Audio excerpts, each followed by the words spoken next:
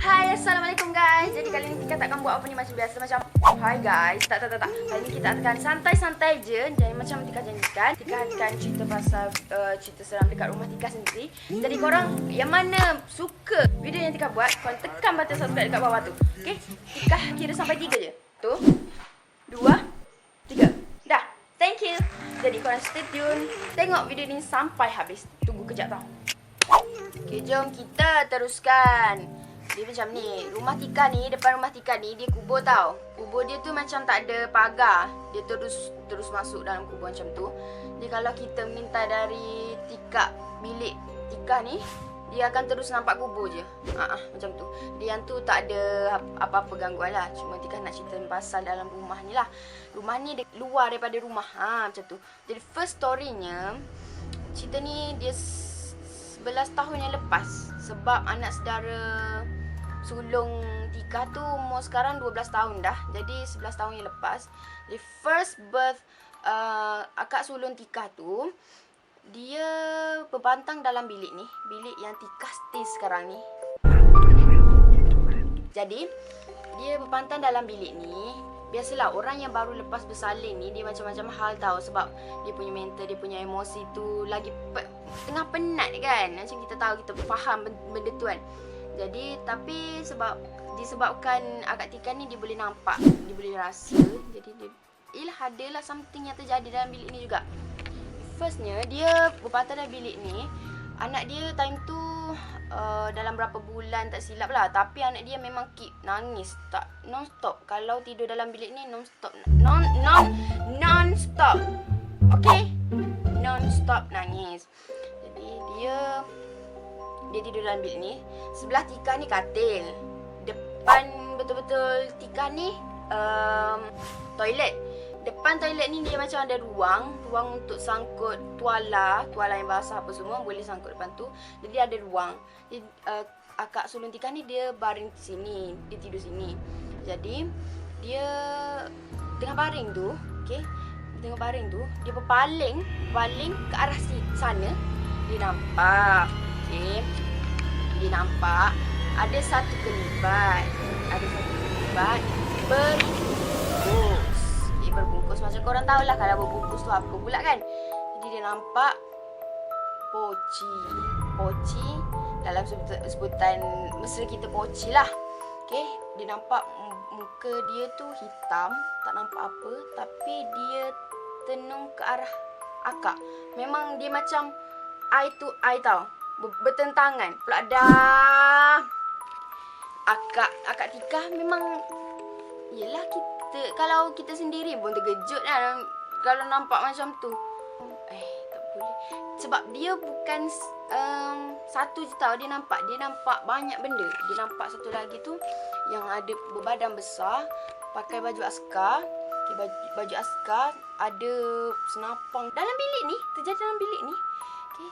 Dia benda tu macam datang segah dia. Faham tak? Dengan muka benda tu datang segah dia tengah tidur dekat katil ni. Korang boleh bayang tak masa tu macam mana kalau Tika sendiri? Sebab alhamdulillah sekarang mungkin Tika stay dalam bilik ni tak ada gangguan apa-apa lagi selain daripada lampu. Mungkin lampu tu Tika positif je kot. Mungkin perlu tukar kot. Sebab yelah, lampu tu dah lama jadi kena tukar jadi positif. Jadi kisah akak tadi tu dia nampak satu poci. Yang kedua yang berbadan askar tu. Okey, yang ketiga je, dulu mak Tika dia stay dalam bilik ni. Masa tu arwah abah ada lagi. Okey, dia orang tidur berdua dalam bilik ni. Mak Tika dia nampak Tika datang tidur sebelah dia. Boleh pula macam tu. Tika dulu bukan tidur dalam bilik ni, Tika tidur dalam bilik satu lagi. Jadi mak dia memang selalu nampak kelibat Tika datang tidur sebelah dia. Pagi-pagi mak tanya, semalam datang tidur sebelah ke? Tika cakap, bukan. Sebab biasalah benda ni dia jin. Biasanya benda yang datang kelibat-kelibat ni jin biasanya. Jadi tak pernah kadang benda tu juga dia nak berinteraksi dengan kita manusia ni dengan cara dia menjatuhkan barang apa semua. minat satu YouTube channel ni, itu Sarah Wijayanto. Kalau korang pernah tengok, kalau tak pernah tengok, pergilah tengok Sarah Wijayanto. Okay, konten dia banyak bagi banyak pengajaran apa semua. Jadi korang boleh tengok dekat situ. Kalau ada benda something macam ni, yang jatuhkan barang apa semua, dia nak bagi tahu dekat kita manusia ni, yang dia orang pun kat situ. Macam tu. Tapi tak adalah tahap sampai mengganggu apa emosi apa semua. Jadi lepas daripada mak, akak pula. Jadi Tika ada 9 orang adik-beradik. Tika yang bongsu. Okay. Akak yang ke-6 Tika tu, dia tinggal seorang-seorang dalam rumah ni. Time tu family kita orang tu ada pergi mana entah, tapi dia duduk kat rumah je. Jadi dia turun bawah dekat ruang tamu. Jadi dia nak ambil barang apa, entah time tu malam. Jadi dia nampak daun. Time tu tak ada angin, tak ada apa tau. Macam biasalah, daun tu akan bergoyang sendiri. Kalau kita dengar mana-mana cerita pun mesti akan ada daun bergoyang sendiri tanpa angin, tanpa apa kan. Jadi akak dia nampak macam tu, dia macam buat macam biasa je lah, tak ada jadi apa-apa. Jadi lepas pada tu siling rumah jatuh sendiri tau. Macam pelik lah. Macam kalau nak cakap kucing, kalau siling tu jatuh dengan kucing-kucing sekali jatuh. Tapi ni tak ada apa-apa, just siling jatuh ke bawah macam tu je. Jadi wallahualam, kita tak tahu apa yang jadi. Kita macam fikir positif je, apa semua musang macam tu je lah. Jadi bilik ni, jadi lepas daripada akak tu, kalau Tika sendiri, kalau yang dalam bilik ni, Tika selalu kena lampu tertutup sendiri. Lampu ni Tika fikir positif je, sebab mungkin lampu ni dah lama tak tukar. Baru tukar. Positif. Jadi satu lagi, bilik sebelah daripada bilik yang Tika stay sekarang ni, bilik abang. Dulu pernah juga tidur bilik tu dengan akak semua. Jadi bilik tu time tu Tika umur 10 tahun, 11 tahun macam tu lah. Tika tidur dalam bilik tu. Sekian lama tak tidur, pergi tidur dalam bilik tu, memang kenalah tiba-tiba. Yang tak kena tindih, Masya Allah, kena tindih banyak kali. Bukan sekali doh. Tidur dekat situ banyak kali kena tindih. So bila korang pernah tak kena tindih, nak celik mata tu tak boleh, sebab nampak hitam, nampak kabur. Lepas tu korang punya pernafasan pun macam tersekat, macam kena cekik. Kalau korang yang tengok ni, korang pernah kena, korang komen kat bawah tahu apa yang terjadi dekat korang. Itu banyak kali juga Tika kena rasa macam kena cekik, sesak nafas. Tapi tak boleh nak buat apa-apalah. Kita baca je surah apa yang tahu. Dalam bergelut tu dalam 2-3 minit. Memang lama gila. Kalau kita dalam mimpi pun macam kita nak terkeluar dari mimpi tu, tapi susah kan. Macam tu lah juga kena tindih. Memang banyak bilik akak pula, bilik yang satu lagi. So bilik ada 1, 2, 3, 4, 5, 6 bilik dalam rumah ni. Di bilik akak satu lagi tu, bilik dia tu, katil dia tu bertentangan dengan toilet. Toilet dia tu cermin kan. Dia boleh nampak bila dia tutup lampu dekat katil ni, dia buka dekat toilet je lampu tu. Jadi kita boleh nampak bayangan dari dalam toilet tu lah. Jadi dia nampak ada malam tu dalam 3 pagi, macam pagi-pagi macam tu lah, ada tangan, bayangan tangan dalam toilet tu. Dari dalam toilet tu lah bayang macam lambai, macam tu dekat dia. Dia pun macam pagi tu dia bangun terus bagi tahu mak. Mak cakap tak ada apa-apa lah, mungkin ada rama-rama ke. Tapi sekarang gangguan tu dah okey lah sikit kan. Sebab apa nak cakap, kita orang dah bersihkan semua pantu start apa semua hari tu hari. Dah lama dah, tapi sekarang dah kurang gangguan apa semua. So dah lepas cerita dalam bilik, toilet, dapur pula.